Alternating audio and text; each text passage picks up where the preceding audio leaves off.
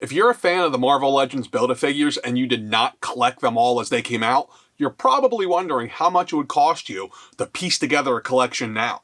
Or maybe you do have them all and you're wondering what they're worth. Either way, today's video we're going to count down the top 10 most valuable Build-A-Figures and you're going to find out.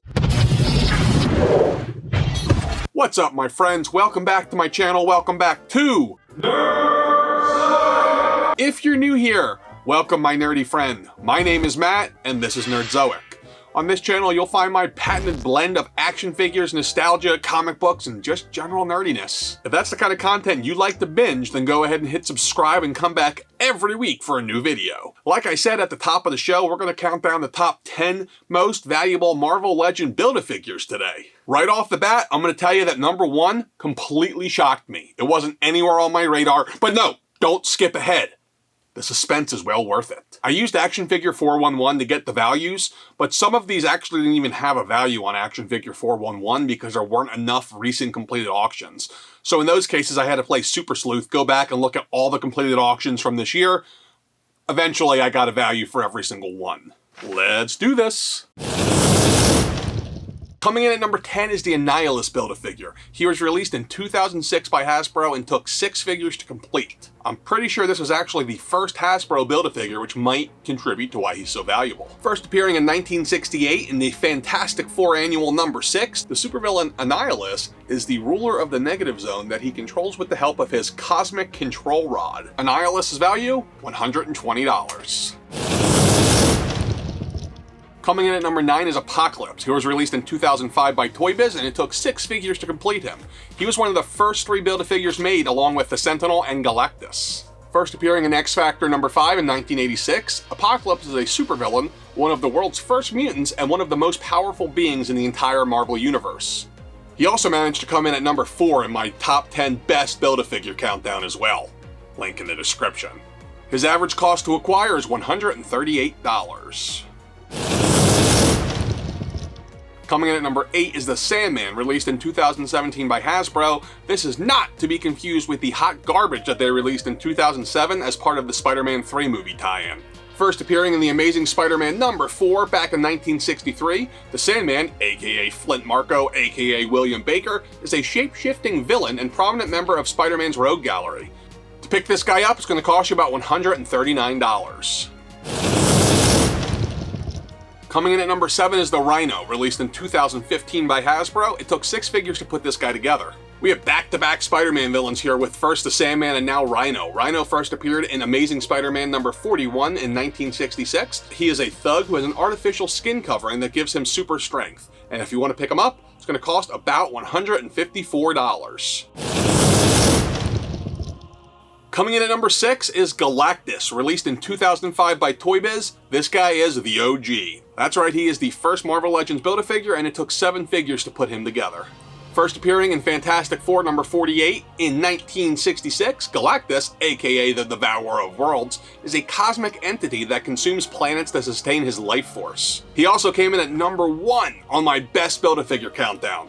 If you want to pick him up, it's going to cost about $186, to which I say, worth the price. We're at the halfway point. If you're enjoying this video, go ahead and give me the old thumbs up. If you're not enjoying this video, go ahead and give me the old thumbs up also. Worth a try. Coming in at number 5 is Giant Man, released back in 2005 by Toy Biz. It took 10 figures to complete him, I think. Giant Man is one of the aliases used by Professor Hank Pym, who created the Pym particles that allow him to change in size and make him either tiny or giant. He was also number 9 in my best Build-A-Figure countdown. He's one of the harder ones to find complete, and if you do find them complete, on average it's going to cost somewhere in the neighborhood of $194.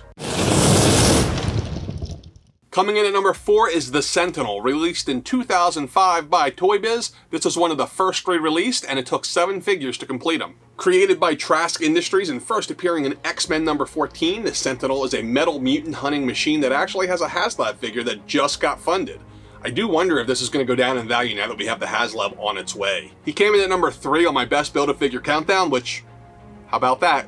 Looks like there's some correlation between best and most valuable. If you want to pick them up, it's going to cost you about $196 today. I do wonder if this is going to come down as people try to recoup some of the $350 each they just spent on the new HasLab Sentinel. We'll see. We're into the top 3, so who do you think it's going to be? We've already had my number 1, my number 3, and my number 4 best Build-A-Figures show up on this list, so maybe number 2 is going to show up? But then we got 2 others? Crapshoot. Coming in at number 3 is Fin Fang Foom. Released in 2008 by Hasbro, it took 8 figures to complete him, and he was part of a Hulk wave. First appearing in Strange Tales number 89 in 1961, Foom is an extraterrestrial dragon that is just begging for a home in the MCU. Fin Fang Foom, gonna cost you $225. As alluded to moments ago, he was also number 2 on my best Build-A-Figure countdown, which means 1, 2, 3, and 4 have now all been accounted for on the best Build-A-Figure countdown, and we still have 2 more spots on this most valuable. Coming in at number 2 is the Blob, who was released in 2007 by Hasbro. Hailing from Scotland, the Blob is a morbidly obese henchman with massive strength and even stronger flatulence that is eventually reversed thanks to Jared's Subway diet. What? That's not the Blob, really? Are you sure? Just cut that part out then. First appearing in X-Men number 3 in 1964, the Blob, aka Frederick Dukes, is a villainous mutant whose mutant gene is that he possesses an extreme amount of body mass. Talk about drawing a crappy mutant card, seriously. This guy's got one of the worst abilities. On the secondary market, the Blob is going for an average of $227. He also managed to come in at number 6 on my best Build-A-Figure countdown, once again showing the correlation. You've waited this long, it's time to go to number 1. Let's do it. Coming in at number 1 is Nemesis, aka Holocaust, and was released in 2009 by Hasbro, and it was a Walmart exclusive. I know very little about this character other than he's the son of Apocalypse and one of his 4 horsemen. Apparently he's mostly known as Holocaust in the comics, but as that name is offensive to toys, instead marketed as Nemesis. Based on average sales, he came in at number 1 because he was averaging $235. That said, his sales are very volatile.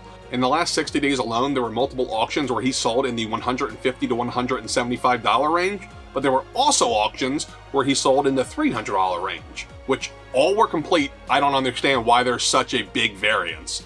Either way, it averages out to about $235, which gives him the number 1 spot. The question of the day is a pretty easy one. Were you as surprised as me to see that Nemesis was number 1 on the most valuable Build-A-Figures? Because I, again, was shocked. If you enjoyed this video, then go ahead and check out the video being suggested on your screen right now. I think you're gonna like it. Till next time, be cool, stay nerdy.